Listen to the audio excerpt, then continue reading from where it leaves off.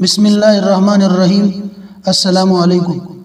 آج کی اس ویڈیو میں ہم آپ کو رمضان المبارک کے مقدس مہینے میں دعا کی اہمیت اور اس کی ضرورت کا ذکر کریں گے، جیسا کہ اللہ تبارک و تعالیٰ نے قرآن مجید میں ارشاد فرمایا ہے۔ بسم اللہ الرحمن الرحیم۔ وقال ربکم ادعونی استجب لکم ان الذین یستکبرون عن عبادتی سیدخلون جہنم داخرین۔ اللہ رب العزت نے اس آیت کریمہ میں بہت عمدہ طریقے سے دعا کے مضمون کو بیان فرمایا ہے اور اس کی ترغیب دی ہے، اور ترک دعا کے خوفناک انجام کی طرف بھی اشارہ فرمایا ہے۔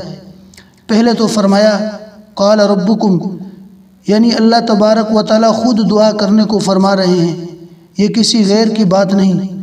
اور پھر ربکم میں اشارہ اس طرف ہے کہ وہ ذات جو آپ لوگوں کو پالنے والی اور پیدا کرنے والی ہے، وہ اپنی مخلوق کی بہتری چاہتی ہے اور ان کی بھلائی کو پسند کرتی ہے، جیسے دوسری جگہ ارشاد ہے وَلَا يَرْضَىٰ لِعِبَادِهِ الْكُفْرَ۔ اللہ تبارک و تعالیٰ اپنے بندوں کے لیے کفر کو پسند نہیں کرتا۔ تو جب ہمارا خالق اور ہماری بھلائی کو چاہنے والا دعا کی طرف متوجہ کرتا ہے تو یقیناً اس میں ہماری عافیت و بھلائی ہوگی۔ پھر صیغہ امر کے ساتھ بہت تاکید سے فرمایا ادعونی، کہ مجھ ہی سے مانگو۔ ہمارا یہ مانگنا اللہ تبارک و تعالیٰ کو پسند ہے کہ اس میں شان ابدیت کا خوب اچھی طرح اظہار ہوتا ہے۔ آگے بشارت بھی دی کہ آپ کی یہ دعائیں ضائع نہیں ہو جائے گی، بلکہ استجب لکم، کہ میں تمہاری دعا قبول کرتا ہوں۔ تو معلوم ہوا کہ دعا ہمیشہ فائدہ مند ہوتی ہے اور اس کا ثمرہ ظاہر ہوتا ہے۔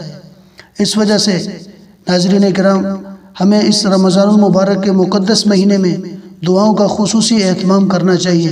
اللہ تبارک و تعالیٰ سے دعا ہے کہ اللہ تبارک و تعالیٰ ہمیں عمل کرنے کی توفیق عطا فرمائے۔